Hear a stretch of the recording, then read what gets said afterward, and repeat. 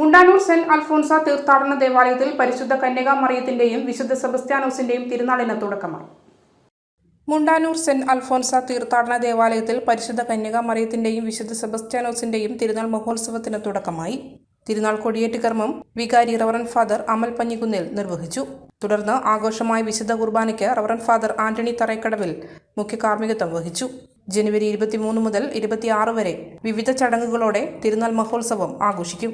നിരവധി വിശ്വാസികളാണ് കൊടിയേറ്റ് കർമ്മത്തിൽ പങ്കെടുത്തത്. മലയോരത്തിന്റെ സ്വന്തം പ്രാദേശിക ചാനൽ HNN. നിങ്ങളുടെ നാട്ടിലെ വാർത്തകളും വിശേഷങ്ങളും ഞങ്ങളെ അറിയിക്കുവാൻ വിളിക്കൂ 9447691771 9074215391. നിങ്ങളുടെ നാട്ടിലെ വാർത്തകളും വിശേഷങ്ങളും ഞൊടിയിടയിൽ അറിയുവാൻ ഏജനറ്റ് ന്യൂസ് ചാനൽ സബ്സ്ക്രൈബ് ചെയ്യൂ.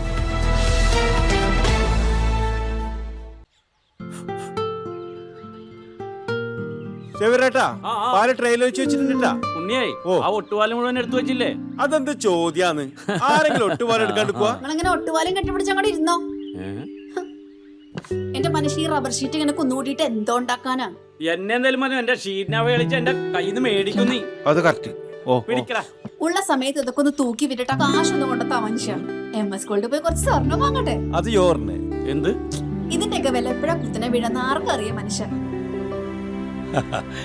സിസിലി ആ പറഞ്ഞത് നേരാണ്.